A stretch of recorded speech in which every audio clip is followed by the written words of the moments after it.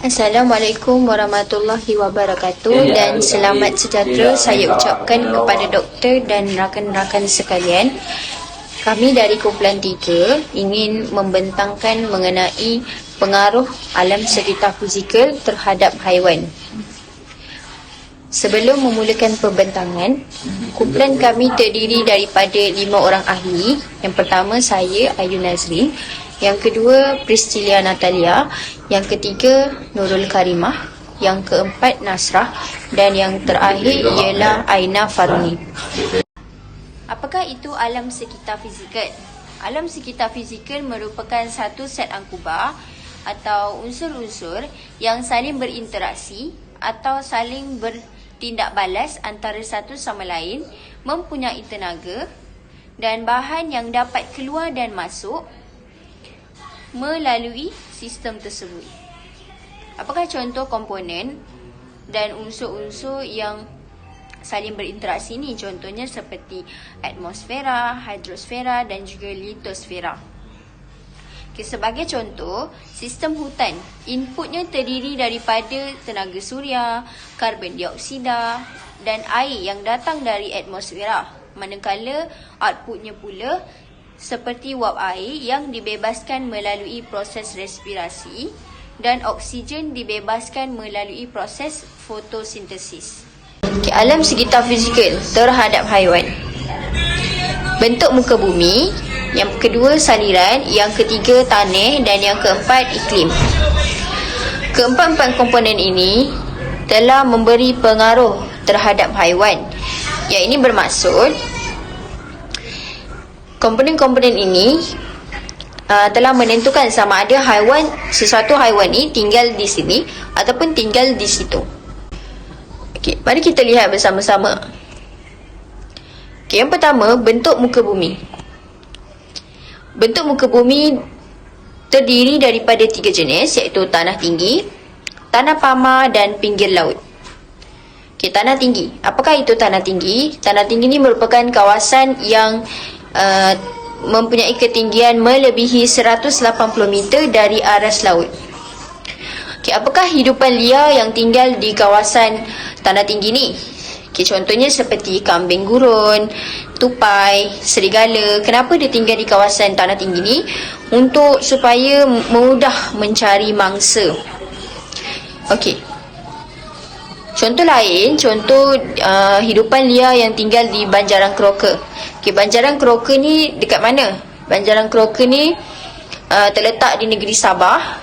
Apakah haiwan yang tinggal di Banjaran Keroka seperti beruang matahari, beruang madu, okey, tupai tanah Gunung Borneo dan sebagainya. Okay, contoh yang ketiga, hidupan liar yang tinggal di Banjaran Himalaya. Okay, Banjaran Himalaya ni merupakan banjaran yang tertinggi di dunia. Apakah contoh haiwan yang tinggal di Banjaran Himalaya ini? Okay, contoh haiwannya ialah snow leopard, Himalayan serow. Okay, tadi kita cerita mengenai tanah tinggi. Seterusnya tanah pamah. Okay, kawasan tanah pamah di Malaysia diliputi hutan hujan tropika. Di Brazil juga ada hutan hujan tropika juga, tapi dikenali sebagai Amazon. Okey, kawasan tanah pamah ni luas yang banyak mempunyai sumber makanan, menjadi habitat semula jadi pelbagai hidupan liar. Bermaksud dekat sini, tanah pamah ni merupakan kawasan yang paling banyak didiami oleh hidupan lah. Okey, contohnya di Malaysia, hidupan liar yang tinggal di kawasan tanah pamah seperti gajah, harimau, badak sumbu, okay, spesies monyet, arnab, rusa dan sebagainya. Manakala di Amazon pula, di Brazil, hidupan liar yang tinggal seperti puma, jaguar, anaconda, ikan piranha dan sebagainya. Okay, seterusnya, pinggir laut. Pinggir laut ni merupakan seperti kawasan pulau, pantai berpasir, pantai berlumpur, air masin. Okay, apakah haiwan yang sesuai yang tinggal di pinggir laut? Okay, seperti ular, siput, ketam, anjing laut dan umang-umang. Okey, apakah contoh kawasan tanah pamah utama di dunia? Contohnya dataran Siberia, okey, lembangan Congo dan sebagainya. Seterusnya saya serahkan kepada pembentang yang kedua. Seterusnya saya akan membentang pengaruh alam sekitar fizikal, yaitu saliran terhadap haiwan. Saliran seperti sungai, tasik, dan kebiasaannya mempengaruhi jenis, taburan, tumbuh-tumbuhan semulajadi, dan hidupan air. Saliran terbahagi kepada dua jenis, yaitu saliran baik dan saliran buruk. Saliran baik merujuk kepada kawasan yang tidak bertakuk air, di mana kawasan ini terdapat di kawasan bentuk muka bumi yang beralun, di kawasan curun bukit dan tanah pamah. Bentuk muka bumi yang bersaliran baik biasanya dihuni oleh berbagai spesies hidupan liar seperti rusa, kijang, mouse, badak sumbu, harimau, dan gajah. Seterusnya ialah saliran buruk. Saliran buruk dia merujuk kepada kawasan tanah rendah yang senantiasa bertakung air. Kawasan yang bertakung air akan membentuk kawasan payah air tawar, manakala di kawasan pinggir laut yang berlumpur akan membentuk kawasan payah air masin. Kawasan ini sangat sinonim dengan tumbuh-tumbuhan yang memerlukan air yang banyak serta mampu hidup di kawasan yang berair sepanjang masa seperti pokok bakau, pokok nipa, dan pokok mangkuang. Kawasan bersaliran buruk juga amat sesuai dengan hidupan liar yang hidup di kawasan berair seperti buaya, biawak, memerang, dan sebagainya. Yang mana kawasan ini menjadi tempat untuk hidupan liar untuk mencari makanan untuk dijadikan sebagai sumber makanan mereka untuk meneruskan hidup. Seterusnya saya serahkan kepada pembentang yang seterusnya. Seterusnya, pengaruh alam sekitar fizikal terhadap haiwan adalah tani. Tani adalah lapisan paling atas di permukaan bumi yang terhasil daripada dua bahan, iaitu bahan organik dan bahan bukan organik. Bahan organik hasil daripada proses perebutan sisa tumbuhan dan bangkai haiwan, manakala bahan bukan organik merupakan hasil proses pemecahan batuan akibat tindakan leluhur hawa. Yang pertama iaitu tani lotosol. Tani lotosol berada di kawasan hutan monsun tropika dan hutan hujan tropika. Tekstur tani lotosol ada pelbagai bentuk, sama ada berpasir, liat, lembap, serta berwarna merah atau kuning. Ini dilihat melalui hutan hujan tropika dan hutan monsun tropika tumbuh dengan padat, tinggi, dan mempunyai pelbagai tumbuh-tumbuhan. Keadaan ini menyebabkan kedua-dua hutan ini menjadi habitat pelbagai jenis hidupan liar dan bergantung sepenuhnya kepada ekosistem hutan, sama ada tempat tinggal ataupun mencari pelbagai sumber makanan. Yang kedua iaitu tani potsol. Tani ini berada di kawasan hutan konifer. Ciri-ciri tani ini nipis, beku, dan berasid. Tani potsol yang nipis dan beku telah memudahkan hidupan liar bergerak untuk mencari makanan. Pokok renek yang tumbuh di permukaan menjadi sumber makanan dan habitat berbagai hidupan liar. Contoh hidupan liar di kawasan ini seperti haiwan Siberia dan moose. Tani yang ketiga yaitu tani arisidol. Tani ini berada di kawasan gurun panas dan merupakan tani kering dan tandus. Tani pasir yang kering dan tandus telah menyebabkan hidupan liar sukar bergerak dan menjadikan hidupan liar di gurun kurang aktif pada waktu siang. Haiwan yang berada di kawasan ini ialah haiwan seperti rusa, unta, musang fenix, dan tikus jerboa. Pengaruh alam sekitar fizikal yang seterusnya adalah iklim. Iklim yang pertama adalah gurun panas. Kawasan gurun Arab seperti negara Jordan, Iraq, Kuwait, Oman, Qatar, Arab Saudi, Emirat Arab Bersatu, dan Yemen sering mengalami kawasan gurun panas dan mereka ini terletak di kawasan Asia Barat. Kawasan gurun Arab ini sering mengalami kepanasan dan juga kering sepanjang tahun kerana angin timuran yang bertiup daripada kawasan barat adalah angin yang kering dan ianya tidak membawa hujan. Seterusnya, hujan tahunan di Gurun Arab adalah kurang daripada 250 mm. Minimum suhu tahunan di Gurun Arab ialah 25 darjah Celsius.